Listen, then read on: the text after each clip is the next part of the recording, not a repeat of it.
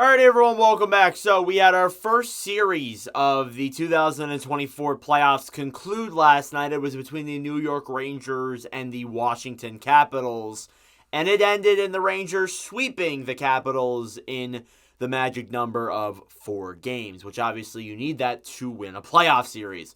So this is a series that heading into it, the Rangers were the best team in the playoffs, and the Capitals were, on paper, the worst team in the playoffs. So let's start off with the overall record before we get into game by game and individual stats and all that good stuff.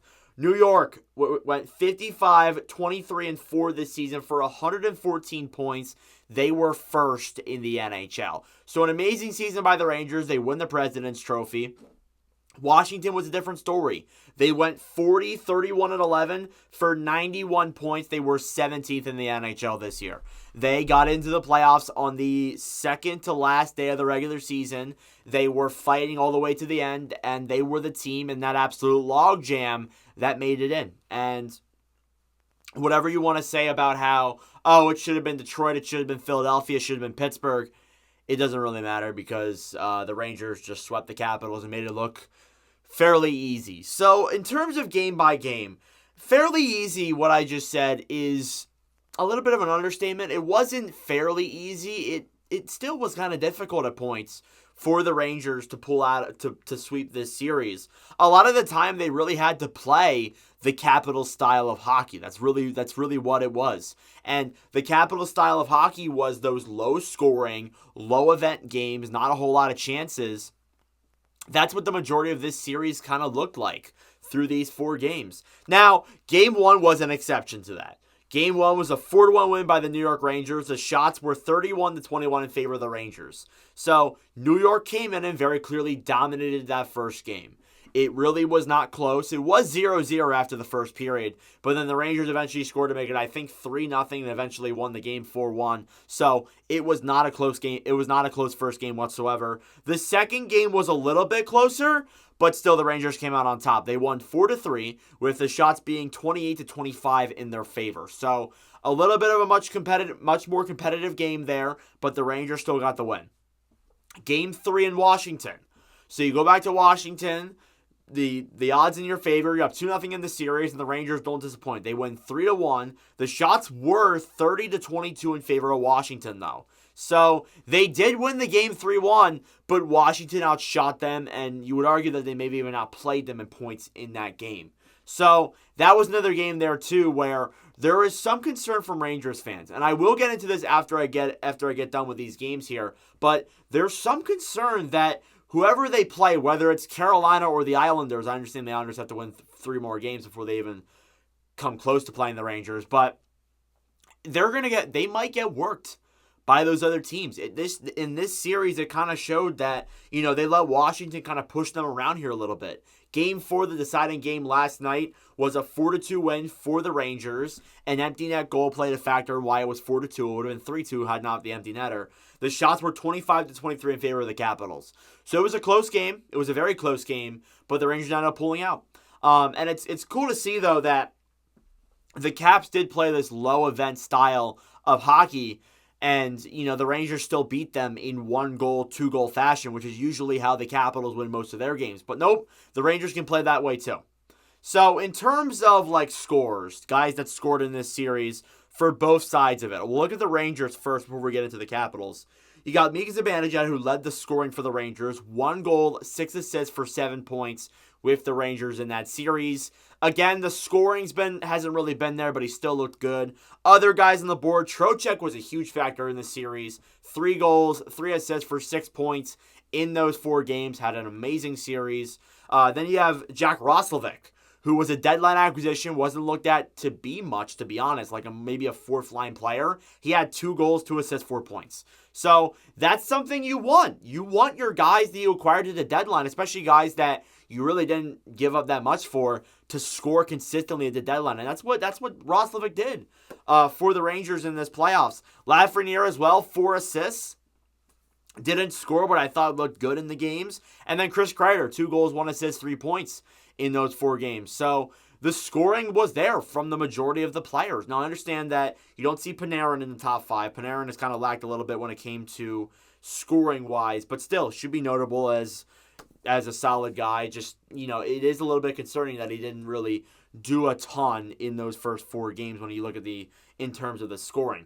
Now you have Jacob Trouba as one of your defensemen that I brought up here. Trouba with 2 assists for a +4. So had an overall pretty good playoffs in that series. And I do think that when you're looking in terms of controversy, he didn't really make that many controversial hits, didn't really take that many penalties, so I thought he did a good job in that series. Adam Fox, 2 assists, was also a +4.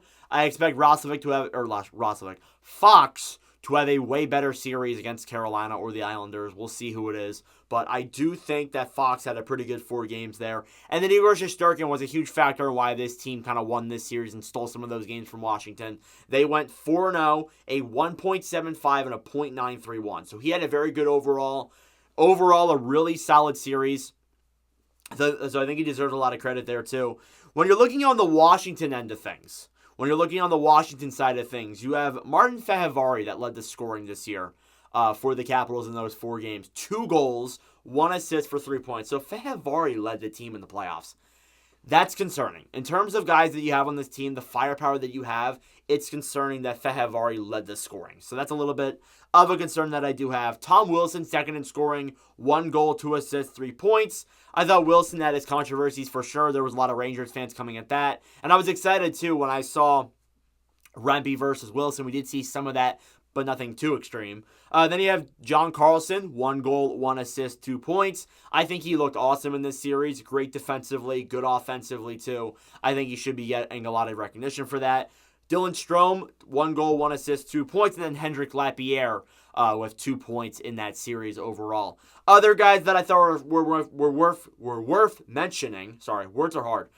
You have Ovechkin, had no points through the whole series. Now, when they asked Artemi Panarin and the Rangers how they kept Ovechkin pointless, he said it's a secret. So I guess we'll never know how. But I mean, it's weird to see. At least in a lot of the playoff series, I know Washington has, before this, they were a pretty consistent first round exit for a couple of years there. But even then, Ovechkin got points at least.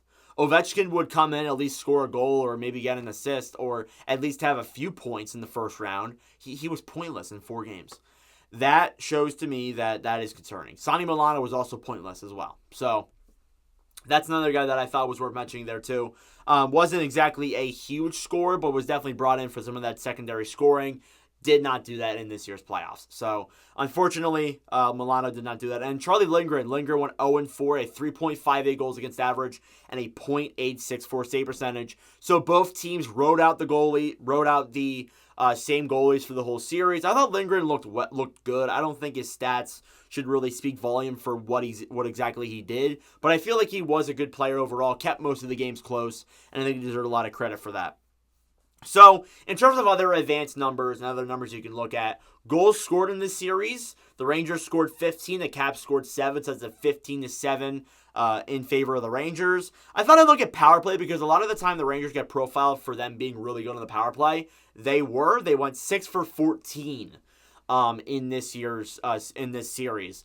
The Capitals had 17 power plays, they scored on 2 of them. They had 17 power plays in 4 games, and they scored 2 of them. That is not good enough. That isn't. You see the Rangers scoring 6. I'm not saying you need to score 6, but you need to at least be a little bit better on the power play, especially when you have 17 of them. So I understand that the Rangers' penalty kill is good, and I understand that this team isn't what they used to be when it comes to power plays, but they just need to be better. They simply need to be better in that remark, and we'll see if that changes into the next season. So, lastly, other players that I should mention here, you got Matt Rempe in terms of his hitting. He made a lot of controversial hits in this series for sure. Fought a lot, did a lot of that stuff that we expected him to be. As well as that too, Braden Schneider, 12 penalty minutes. Wow. Kaapo Kakko scored a goal in Game 4, so I thought he'd get worth mentioning too. In terms of the Capitals end, Dylan McGillivray got 10 penalty minutes. I thought that was interesting. Nick Dowd, no points. And then Trevor Van Riemsdyk was a -3.